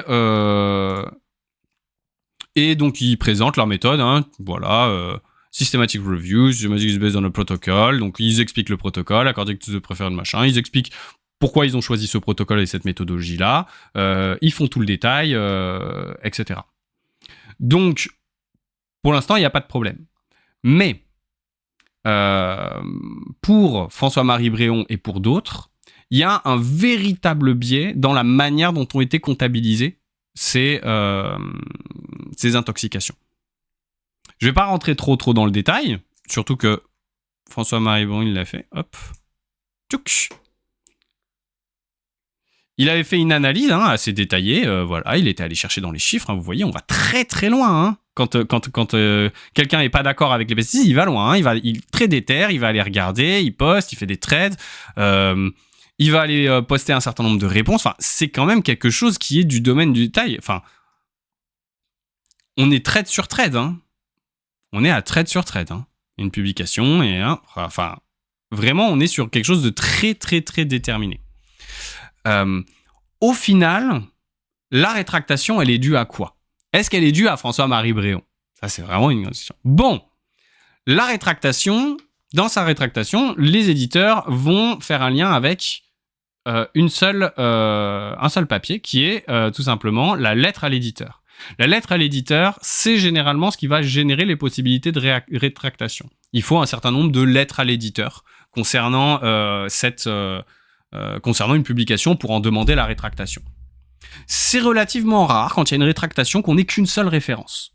Généralement, ils mettent en référence plusieurs lettres qui ont été envoyées. Parce que demander une rétractation ou faire d'une rétractation un objet légitime, il faut beaucoup de lettres, de lettres aux éditeurs qui soient très officielles. Il ne faut pas oublier que la science, c'est une arène de délibération. On peut pas envoyer des mails un peu en secrète, et puis un peu en secrète, on fait une décision, et voilà. Non, il faut justifier une décision de rétractation. Et donc ça, c'est la référence de la justification de la rétractation. Elle est là. Hop là. Donc, hop, c'est une très très courte lettre, au final, avec quelques références. Donc elle est parfaitement dans les standards. No funding was required pour être avec ça. Par contre, si on va voir les affiliations des personnes qui ont fait la réclamation, on tombe sur quoi ? Et bah sur le fait que les personnes qui ont envoyé la lettre d'information, ils viennent de Bayer. Bayer, Division Crop and Science. Et la troisième, c'est CropLife. Donc, on est face à des lobbies. C'est des lobbies des pesticides et de l'agro-industrie qui ont envoyé une lettre, littéralement, à Springer, pour demander, pour pouvoir souligner tout un tas de choses. La lettre n'est pas particulièrement longue. Ils vont surtout interroger tout simplement la méthodologie. Et on sent que là, il y a quelque chose de problématique. Les auteurs ont bien signalé qu'ils étaient en désaccord avec la rétractation. La rétractation, elle est expliquée par un tout petit paragraphe de la part des éditeurs. Vraiment un tout petit paragraphe. Dans lequel on explique que les éditeurs n'ont pas confiance dans les résultats et dans les conclusions. La seule référence, c'est une lettre qui a été envoyée par Bayer. Et on a une personne, comme par exemple François-Marie Bréon, mais qui est probablement pas le seul. Moi, je pense que c'est quelqu'un qui a effectivement contacté la revue, et je pense que c'est pas le seul. Je pense qu'il y a beaucoup de gens qui ont contacté la revue pour pouvoir poser des questions et remettre en question la légitimité de la méthode. Mais François-Marie Bréon, c'est pas du tout quelqu'un qui travaille sur les pesticides. Il est climatologue. Normalement, on n'est pas trop censé se mêler quand on est un scientifique. Déjà, logiquement, on n'a pas le temps. On a d'autres choses à faire. On a déjà ses propres revues, on a déjà ses propres publications, on a déjà son propre travail à faire, ses propres encadrements, ses propres enseignements. On a quand même tout un tas de choses. Et il faut relire déjà un panel de publications qui sont dans son propre champ de compétences. On n'a pas le temps d'aller voir le champ de compétences d'un autre, qui est aussi éloigné d'ailleurs. Le climat et les pesticides, c'est quand même extrêmement éloigné. C'est extrêmement difficile de se sentir légitime à aller contester une méthodologie et une étude d'un autre champ. On fait pas ça généralement dans le milieu universitaire. C'est quelque chose d'assez mal vu. Et c'est quelque chose qui est assez mal vu parce qu'on sait que ça peut entraîner tout un tas de biais. Des biais assez colossaux. On peut pas aller dans la totalité d'une méthode, d'un champ qu'on ne connaît pas. Il y a des méthodes de toxicologie, on comprend même pas ce qu'ils font si on n'est pas du milieu de la toxicologie. C'est tout le problème qu'on a eu avec le jugement d'un certain nombre de sciences humaines et sociales de la part de chercheurs en sciences dures. Ils vont coller une grille de lecture, une manière d'interpréter, une manière de faire des interprétations, de la statistique. Ils vont coller des biais méthodologiques qui sont de leur propre champ, parfois même pas de leur propre champ, mais qui le plus souvent sont des systèmes méthodologiques qui s'appliquent à leur propre champ, et ils essaient de les appliquer à un autre champ. Alors que la recherche, elle est toujours située, elle va toujours utiliser une certaine méthode, il y a toujours plein de méthodes pour pouvoir obtenir des résultats. On va choisir une certaine méthode, parfois, pour faire sortir un résultat particulier.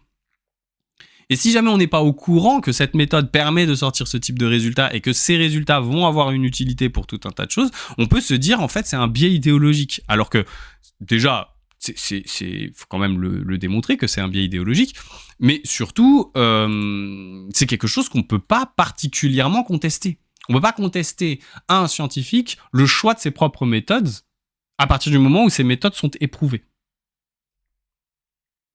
Alors, du coup, l'autre possibilité, c'est qu'il y ait fraude, qu'il y ait détournement des données, qu'il y ait véritablement quelque chose qui ne va pas. Mais alors, dans ce cas-là, normalement, on le mentionne. C'est pas une question de confiance dans les résultats. On est censé porter une accusation. On est censé expliquer. Il faut expliquer en quoi il y a une problématique dans les résultats, en quoi il y a des écarts qui ne sont pas expliqués, en quoi la méthodologie pose problème. On ne peut pas juste faire ça. Ça, c'est extrêmement problématique. Et c'est d'autant plus problématique que la seule ressource qu'ils utilisent, c'est une lettre qui a été envoyée par Bayer. Et moi, je trouve ça vraiment très curieux que avec autant de biais sur un sujet qui est aussi sensible, dans lequel il y a autant d'expertise. Il faut pas oublier un truc, c'est que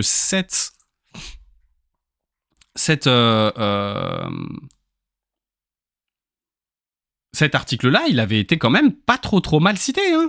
Il avait plutôt des bonnes métriques.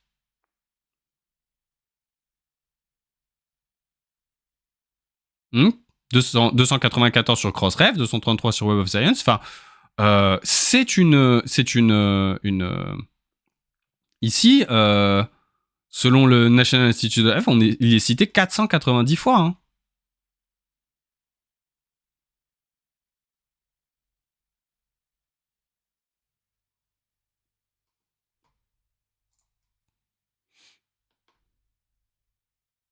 Donc, on est quand même sur quelque chose qui est assez, problématique. Et je trouve ça bizarre que le directeur d'une association française pour l'information scientifique se retrouve autant dans une démarche où il va rechercher absolument à démontrer la problématique d'une méthode et des résultats dans un champ de compétences qui n'est pas du tout le sien. Et d'ailleurs, il le dit lui-même à un moment dans l'un de ses threads, hein, c'est que c'est vraiment par pure curiosité intellectuelle qu'il le fait. Mais moi, je connais plein de scientifiques, ils n'ont pas le temps hein, de faire ce type de curiosité intellectuelle. Puis ils se sentent pas forcément légitimes pour faire ce type de curiosité intellectuelle. Alors, maintenant, je comprends qu'il y a une crispation sur la question des pesticides. En plus, il se trouve que ce papier, il a été écrit par des scientifiques qui font partie d'une association particulière. C'est l'association de Pesticide Action Network. Donc ce sont très clairement des scientifiques qui sont engagés dans une lutte pour la réduction, voire l'interdiction des pesticides, de certains pesticides, tout ou en particulier. Et donc du coup, il y a toujours une suspicion, on va en parler d'ailleurs dans notre prochaine vidéo, il y a toujours une suspicion qu'ils produisent des données biaisées. C'est comme ça, c'est automatique, c'est normal. Mais cette suspicion, il faut bien se rendre compte que c'est quelque chose qui est évalué au moment de la relecture par les pairs. C'est pas quelque chose... Le considérer a posteriori qu'il y a une problématique, c'est sous-entendre qu'il y a un problème, c'est sous-entendre que ce problème n'a pas été détecté avant. Or, il faut quand même se rendre compte de quelque chose. Publier sur les pesticides, aujourd'hui, c'est quand même particulièrement relu, surtout dans des grandes revues comme celle-là. Ça a été relu par les pairs, cette publication, avant. Ça a été validé dans le bureau des éditeurs, à la base. Alors, on sait qu'il y a un mécanisme de publish or perish, et il y a des dynamiques de publication dans le monde de la recherche qui font que de plus en plus, on publie très vite, sans pour autant avoir bien tout recoupé, tout vérifié, etc. On peut se retrouver avec tout un tas de sciences problématiques. Mais là, en l'occurrence, c'est une publication qui avait été particulièrement citée et particulièrement revue. Elle a été publiée en 2020, on est en 2024. Donc c'est quelque chose... S'il y avait eu des vrais problèmes caractéristiques d'une rétractation dans la méthodologie, bah ça aurait dû être... Elle aurait dû se faire attraper par la patrouille. Donc, moi, je mets une petite signée sur cette histoire-là. Je vais continuer de la suivre parce que je trouve que quand même, se retrouver dans une situation où... l'AFIS, on sait qu'ils ne sont pas particulièrement neutres sur les pesticides, ils sont plutôt pro-agro-industrie, hein, en tout cas sur ce sujet-là, ils sont pro-OGM, ils sont, etc. Ils ont vraiment un biais de technophilie particulièrement assumé, considèrent qu'il n'y a pas de nouveaux risques, ou il n'y a pas de risque de nouveaux risques associés aux pesticides, que les bénéfices de la productivité agricole sont supérieurs aux risques et aux problématiques qui sont générés par les pesticides, par les engrais de synthèse et le truc. Pareil pour les OGM, même s'ils ne sont pas autorisés. Donc on sait que chez eux, la balance bénéfice-risque est là. Mais surtout, ce qui les a mobilisés, c'est le fait de pouvoir que l'agence bio ait utilisé cet article-là comme argument dans la société. On sent que c'est ça qui a posé problème. C'est le fait de mobiliser des études scientifiques comme argument. Et donc, du coup, le meilleur moyen de démonter l'argument, c'est d'aller démonter l'étude scientifique. Et Bon, je sais qu'ils m'écoutent pas, hein, et je sais qu'il y a beaucoup de gens qui écoutent pas, mais il faut quand même alerter un moment sur ce processus, ce procédé. Ce procédé, il est dangereux.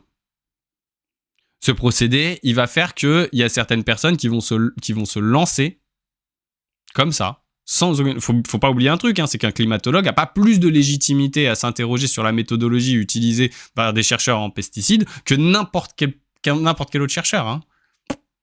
Et des chercheurs, il y en a des milliers et des milliers et des milliers dans le monde. Mais même, on pourrait penser à des techniciens, on pourrait penser à des gens qui travaillent dans les entreprises, dans les industries, dans les R&D. On pourrait penser à des journalistes, on pourrait penser à 1 million de gens, en fait, qui peuvent envoyer des lettres comme ça, des mots aux éditeurs parce que ça leur pose problème que cet article en particulier, il soit mobilisé comme argument alors qu'il est, de leur propre point de vue, faible d'un point de vue méthodologique. C'est quelque chose d'extrêmement dangereux. C'est quelque chose que si ça se généralise, ça va être la guerre de chacun d'entre tous. Si on commence à l'appliquer à tous les champs de la recherche, on va jamais s'en sortir. Laissons les gens dans leur propre domaine de compétences faire l'évaluation de ce qu'il y a dans leur domaine de compétences. Essayons de ne pas nous retrouver dans une situation où un climatologue va se sentir hyper légitime, hyper fier, il le dit lui-même, d'aller contester la légitimité d'une publication sur des pesticides. Voilà. Je pense que c'est quelque chose qui doit rester, là pour le coup, du domaine pour l'avoir vécu dans des champs de recherche, dans un programme de recherche interdisciplinaire, il est extrêmement compliqué, vraiment extrêmement compliqué, de juger de la pertinence de la méthodologie employée par un autre champ disciplinaire. C'est extrêmement dur.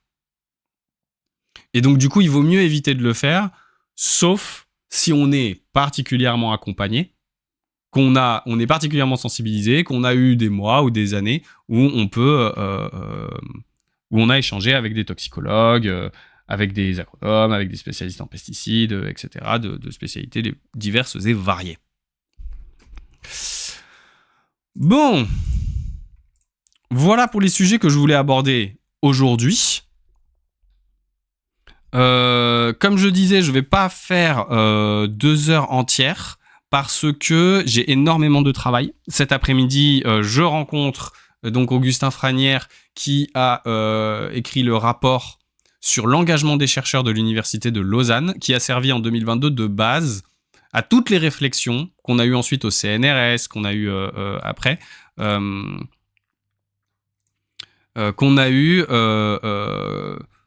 sur la question de l'engagement et du militantisme des chercheurs et des chercheuses. Et c'est ça qui va être le sujet des 2 prochaines vidéos.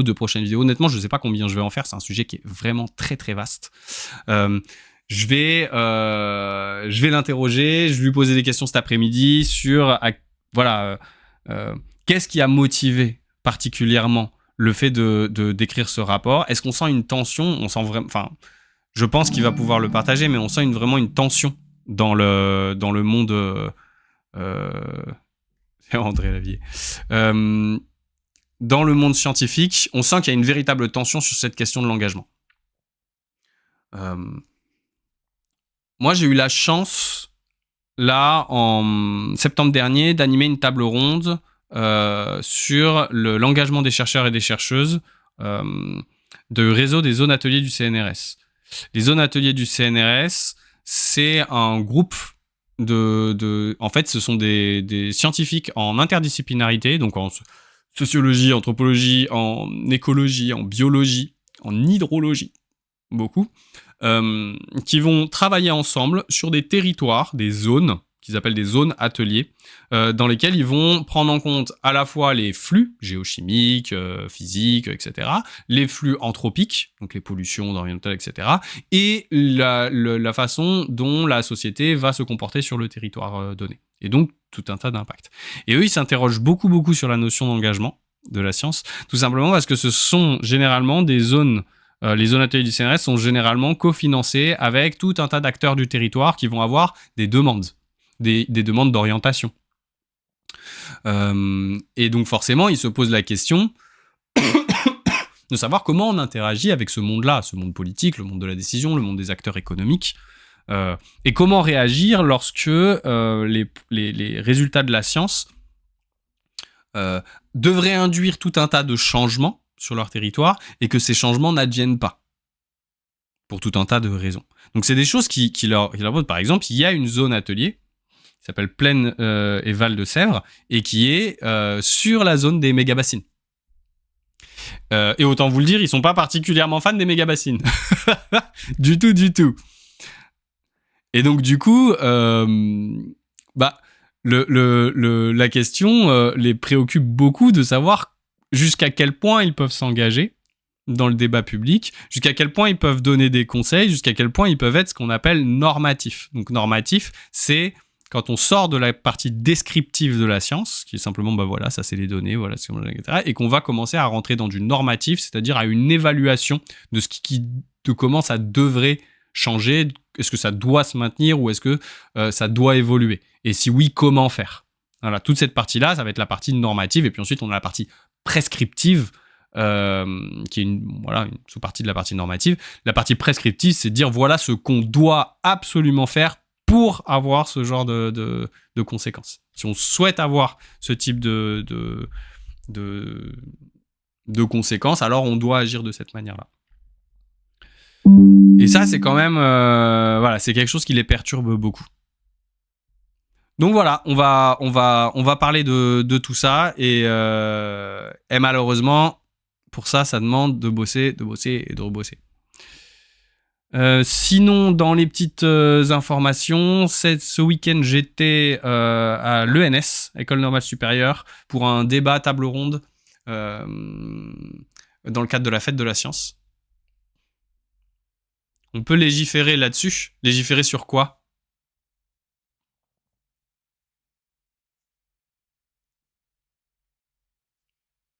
C'est Landel.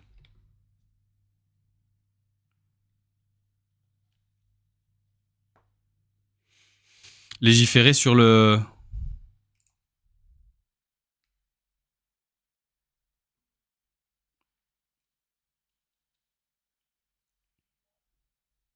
les dispositifs qui amènent à la rétractation. Tu parles du truc sur les... Enfin, tu parles du sujet précédent, là, sur la rétractation scientifique ? Ou c'est que tu as utilisé... Parce que là, on parlait plutôt de... Oui. Alors, ça, c'est très compliqué. C'est une question qui est régulièrement remobilisée. Et en fait, le monde scientifique, il a ses propres règles, qui sont des règles de déontologie, et qui sont beaucoup des règles implicites. Et c'est ça qui rend la chose difficile. C'est que ces règles implicites, pour les scientifiques, elles sont plus importantes c'est très important que ce soit eux qui les décident. Il faut pas que le politique vienne donner les règles déontologiques de la science. C'est pas aux politiques de venir légiférer sur qu'est-ce qui est de la bonne science et qu'est-ce qui est de la mauvaise science. Et pour des raisons qu'on connaît, qui semblent assez évidentes. C'est que, c'est les scientifiques qui évaluent ce qui est de la bonne science et de la mauvaise science. Et donc, du coup, la question, c'est quel recours on peut avoir si jamais on se retrouve face à une publication scientifique qui va faire des rétractations, obliger à des rétractations, selon tout un tas de préconisations, qui sont parfois relativement succinctes, hein, on l'a vu, mais surtout sous pression financière, sous pression de lobby, etc. Dans la réalité, il n'y a pas grand-chose. En fait, dans la réalité, on ne peut pas légiférer là-dessus. Parce que, à nouveau, les publications scientifiques, ce sont des publications qui répondent aux mêmes lois que les lois juridiques de tout le monde, en fait. On ne peut pas empêcher les éditeurs de faire ce qu'ils veulent. Et c'est ça tout le problème. Mais le monde de l'édition, je pense que vous devriez voir à un moment, il y a DataGull qui avait fait une super vidéo sur le publisher perish. C'est très très dur pour les scientifiques de lutter contre les éditeurs. Il y a tout un... Déjà, on peut se tourner vers vers d'autres papiers. C'est ce qui se passe. Par exemple, sans rentrer dans le jugement de la pertinence ou pas de Gilles-Éric Serralini, parce que là, on en passerait pour des heures, mais la publication qui avait été faite par Gilles-Éric Serralini et qui a été rétractée dans la revue où il l'avait publiée, a été republiée dans une autre revue. Donc moi, très probablement, c'est ce qui va se passer avec celle-là. À mon avis, elle va être republiée dans une autre revue. C'est comme ça que ça va se passer. Parce que les revues sont quand même en concurrence, les unes contre les autres, et donc du coup, certaines vont avoir des politiques de publication différentes. Ce sont des éditeurs, hein. Les éditeurs scientifiques sont des éditeurs, et donc du coup, ils suivent des règles d'édition, ils suivent des règles de marché, ils suivent des règles de concurrence, ils suivent des règles de tout un tas de choses. On est d'accord ou pas avec ce système, mais en tout cas, ils sont obligés de suivre tout un tas de règles. Et donc du coup, oui, la pression des scientifiques et peut-être, en tout cas, la capacité des scientifiques à pouvoir fuir telle ou telle revue pour pouvoir publier dans une autre est importante. Maintenant, comme dans toute la structure le monde de l'édition scientifique, comme tous les mondes, fonctionne avec des mastodontes qui trustent vraiment les meilleures publications. Ils ont ce qu'on appelle le meilleur impact factor. Sont considérés comme les revues qui sont considérées comme les plus prestigieuses, vont avoir énormément de scientifiques qui vont chercher à publier. Et donc, du coup, c'est elles qui sont maîtresses. Et puis, plus vous descendez dans la hiérarchie, en gros, de ce qu'est une revue prestigieuse, plus vous êtes dans des capacités de négocier ci, ça, ci, et puis plus vous êtes bas, plus, ça publie un peu plus facilement. Mais d'une certaine manière, les scientifiques évaluent aussi, à chaque fois qu'ils doivent publier, ils essaient d'évaluer là où ils auront le plus de chances d'être publiés, mais qui vont quand même leur apporter la quantité de prestige et de renommée importante. Organisation des scientifiques pour créer un rapport de force, oui, typiquement, mais c'est typiquement ce qui se produit, en tout cas qui devrait se produire. Moi, je sais que il y a aussi des organisations, des manières d'organiser la science qui font qu'on dépend moins des publications. Par exemple, des programmes de recherche qui sont financés de manière structurée et récurrente, ça fait baisser le poids, l'importance de la quantité de publications et des publications dans des revues prestigieuses. Ça donne aussi du poids aux scientifiques au moment où ils vont choisir, entre guillemets, la revue dans laquelle ils vont faire éditer leurs travaux. Ils vont faire publier leurs travaux.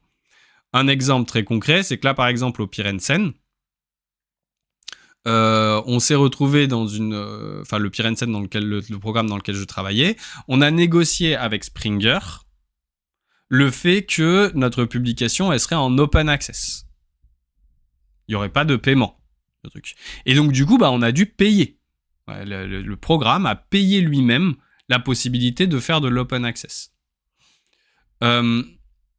C'est pas un truc qui a arrangé Springer à la base. Les entreprises, elles aiment généralement pas trop négocier des systèmes d'open access, les entreprises de publication, parce que forcément, ça leur rapporte généralement moins d'argent que si jamais elles faisaient payer, surtout que là, c'était un gros ouvrage. Hein. C'est l'ouvrage qui est derrière, là, c'est un gros ouvrage. Et donc, du coup, non seulement les Springer pouvaient faire payer l'ouvrage en lui-même, mais ils peuvent faire payer aussi chapitre par chapitre. Et là, c'est un chapitre. Vous pouvez payer au chapitre. Et donc, du coup, c'est une grosse manne qui est perdue. Mais pourquoi est-ce qu'ils ont pu négocier ça ? Ils ont pu négocier ça parce que c'était le seul programme qui pouvait produire un ouvrage sur le bassin de la Seine. Un ouvrage scientifique sur le bassin de la Seine en socio-écosystème. C'était le seul programme qui pouvait le faire. Et donc, du coup, si jamais Springer voulait être les premiers à publier ça dans leur collection, The Handbook of Environmental Chemistry, ils étaient bien obligés d'accepter un certain nombre de conditions de la part des scientifiques. Sinon, les scientifiques disaient, après, on peut appeler une autre revue, une autre édition pour pouvoir publier notre ouvrage. Vous voyez ? Donc, c'est vraiment un rapport de force, la publication. Plus les scientifiques vont être dans une situation de rapport de force avantageux, plus ils vont pouvoir décider des conditions dans lesquelles ils publient. Mais ça reste structurellement un système de marché où les éditeurs ont, in fine, c'est eux qui ont in fine le dernier mot. C'est un peu comme si vous dites, oui, un syndicat dans une entreprise, c'est ce qui permet d'avoir un rapport de force entre les employés et le patron, c'est vrai. Et par exemple, les employés peuvent cesser le travail ou tout simplement pourraient collectivement menacer d'allécher la concurrence. Voilà, vont se syndiquer pour pouvoir obtenir tout un tas de choses, ok. Mais in fine, on sait très bien qu'il y a une partie forte et une partie faible, et que la partie forte, c'est celle qui prend la décision, donc le patron, l'entreprise, parce que c'est eux qui ont la propriété, et donc c'est celui qui a la propriété qui décide dans le monde capitaliste. Et donc du coup, le monde des éditeurs et de la science fonctionne un peu pareil. Ce sont les éditeurs qui ont le dernier mot. Et d'ailleurs, on le voit très bien, là, dans la circonstance actuelle. Je pense que si vous faisiez un sondage parmi tous les scientifiques qui travaillent dans les pesticides, je suis pas sûr qu'ils auraient voté pour la rétractation. Je pense qu'ils diraient, même s'ils sont pas d'accord avec les résultats, ils diraient, ok, c'est une production légitime. C'est une production qu'on peut discuter. La méthodologie, elle peut avoir ses limites, pas de souci. Mais s'il n'y a pas eu de fraude dans la méthodologie appliquée, c'est comme ça. Et si jamais il y a des agences d'agriculture biologique qui réutilisent ça pour les détourner, etc., on peut toujours rappeler, on peut toujours dire que non, c'est pas ce que dit le résultat de la science. On peut toujours rediscuter à cette interface science-société, mais en tout cas, on peut pas délégitimer, on peut pas rétracter une étude sous prétexte que la méthodologie, que les résultats ne nous conviennent pas. Je pense sincèrement, quand on voit la controverse qu'a suscité la publication de Gilles-Éric Serralini par rapport à... Je pense que les scientifiques sont en fait beaucoup plus bienveillants les uns avec les autres dans leurs publications que ce qu'on peut le penser. Et qui parfois donne à penser. La science, c'est très rigoureux par sa méthodologie, mais c'est relativement bienveillant dans ses échanges la plupart du temps. La plupart du temps.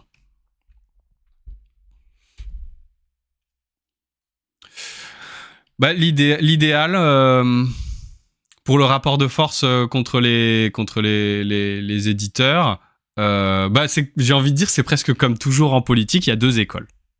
Il y a l'école de la réforme et l'école de la révolution.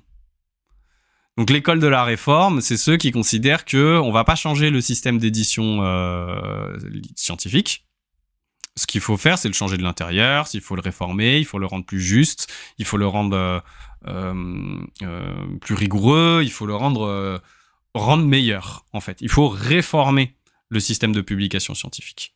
Et puis, il y a les révolutionnaires, ceux qui considèrent que, de toute façon, on ne devrait même pas passer par ce type de publication, on ne devrait pas passer par ce type de structure quasi prédatrice qui fonctionne tout simplement en se nourrissant du travail des autres. Parce qu'il ne faut pas oublier que les scientifiques relisent la relecture par les pairs, qui s'effectue dans le cadre de ces publications, dans le cadre de ces revues, elle se fait bénévolement. Les scientifiques, ils se relisent entre eux sur leur temps bénévolement. Ils vont faire ça. Et donc, du coup, la revue d'édition, c'est vraiment juste un cadre dans lequel on publie le truc. Et du coup, on peut se poser la question de savoir pourquoi, effectivement, ils trustent autant et pourquoi ils pèsent autant dans le game de la publication scientifique. Et donc, du coup, il y en a qui pensent qu'il faut qu'on remette le système complètement à plat. Il ne faut pas passer par ce type de structure. Il faut passer par des structures peut-être autonomes, indépendantes, qui ne seraient pas des structures privées, qui seraient peut-être des structures autogérées, par exemple, par les scientifiques eux-mêmes. Et il y a de plus en plus de tentatives, en tout cas, qui sont menées dans cette perspective-là. C'est-à-dire d'essayer d'avoir un peu plus de publications autogérées par les chercheurs et les chercheuses en open access de plus en plus, et Internet offre de plus en plus de possibilités. Moi, je sais que sur l'open access, j'ai plus l'impression que le mouvement, là, c'est de quand même passer par ces grandes revues d'édition, mais de payer pour demander à ce qu'ils soient en open access. Ce qui est le cas d'ailleurs de la publication qu'on a regardée, qui est concernée actuellement. Voilà, bon, moi je vais vous laisser. J'ai fait ce petit tour d'actualité. Je vous remercie de l'avoir suivi. Et puis on se retrouve. Je vais essayer de faire quand même mon stream jeudi soir. J'ai beaucoup de travail, donc je ne sais pas si je vais pouvoir le faire, mais je vais quand même essayer. Et puis s'il y a des sujets, aujourd'hui ça a été un peu moins vivant dans le chat, mais ce sont des choses qui arrivent. N'hésitez surtout pas, quand on fait un stream, à me poser des questions dans le chat, parce que moi, j'ai mon petit fil, évidemment, de points que je veux aborder. Mais si je fais du stream, c'est surtout pour pouvoir échanger avec vous et répondre à vos questions. J'étais à l'ENS, là, c'est ce que je voulais dire, j'étais à l'ENS ce week-end pour la fête de la science, où j'ai parlé à une table ronde avec des scientifiques, des journalistes, sur les enjeux liés à l'eau. Et je trouve que c'est toujours, et c'est ce que Twitch permet, c'est toujours vraiment sympa d'avoir des questions, de pouvoir échanger, de pouvoir partager, plutôt que de faire toujours des présentations un petit peu distancées. Voilà, je vous remercie, je vous souhaite une bonne fin de matinée, une bonne journée, et on se voit jeudi si jamais vous êtes là, et sinon, à la semaine prochaine. Allez, ciao.